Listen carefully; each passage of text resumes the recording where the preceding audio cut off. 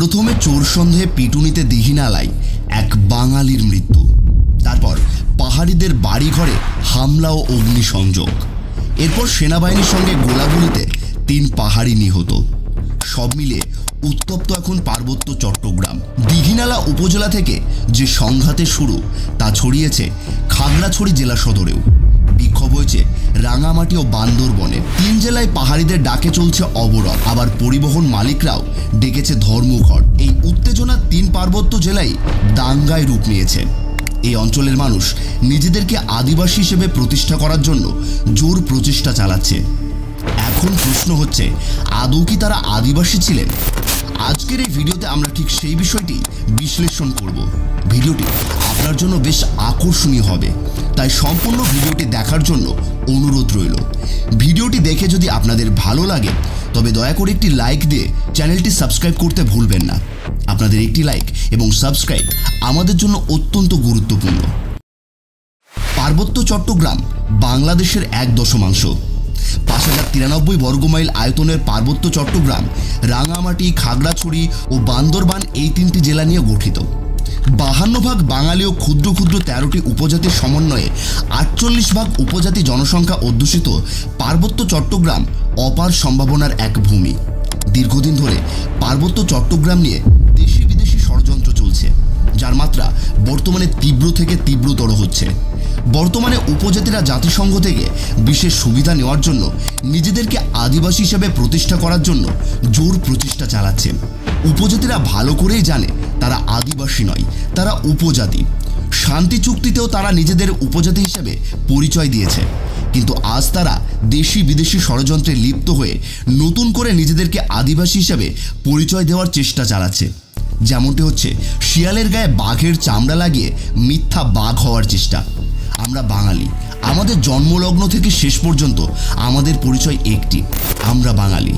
সুবিধা আদায়ের জন্য আমরা এই পরিচয়কে যখন তখন পরিবর্তন করার চেষ্টা করাটা নিন্দনীয়, অসাংবিধানিক ও অপরাধযোগ্য।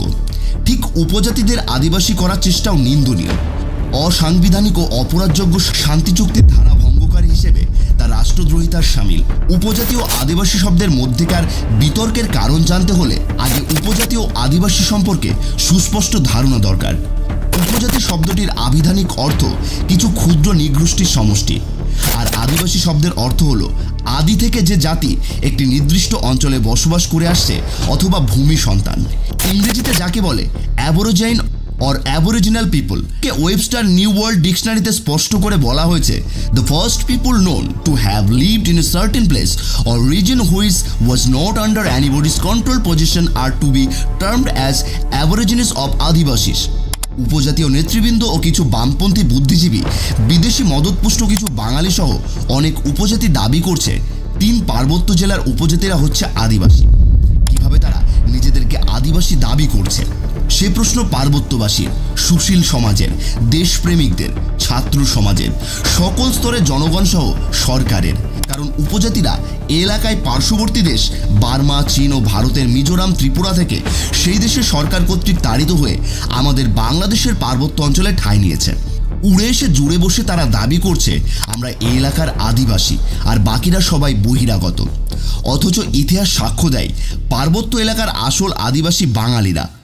অন্যদিকে 3 পার্বত্য জেলার ইতিহাস ও সমগ্র বিশ্বের ইতিহাস পর্যালোচনা করলে দেখা যাবে 3 জেলার 13টি উপজাতি চাকমা, মগ, মুরং, কুকি, খুমি, বনযোগী, পাংখো, লুসাই, তঞ্চঙ্গা, বোমাং, রাখাইন, খিয়াং, ত্রিপুরা মূলত 1600 থেকে 1900 সালের মধ্যে বিভিন্ন জায়গা ও দেশ থেকে বিতাড়িত হয়ে অত্র অঞ্চলে বসবাস শুরু করে। চলুন দেখে নেওয়া যাক যারা আদিবাসী হিসেবে নিজেদের দাবি করছে তারা মূলত কোথাকার। প্রথমে চাকমা দিয়ে শুরু করা যাক। চাকমারা কোথা থেকে এসেছে তা বিভিন্ন গুরুত্বপূর্ণ উৎস থেকে আমরা পাই। দ্য হিস্ট্রি অফ বার্মা নামক গ্রন্থের 39 নং পৃষ্ঠায় উল্লেখ করেছেন চাকমারা একসময় ব্রহ্মদেশে ছিল। ব্রহ্মদেশটি বর্তমানে মায়ানমার নামে পরিচিত। এছাড়া 1787 সালে 24শে জুন ব্রহ্মরাজ কর্তৃক চট্টগ্রামের শাসনকর্তাকে লিখিত এক চিঠি থেকে একটি সঠিক ইতিহাস বের হয়ে আসে। তা হলো চাকমারা ব্রহ্মদেশে শান্তি ভঙ্গ করে, রাজশক্তি অবমাননা করে পার্বত্য চট্টগ্রাম অঞ্চলে পালিয়ে আসে এবং সেখানে বসবাস শুরু করে এবং তারা ডাকাতি বৃত্তিকে পেশা হিসেবে বেছে নেয়।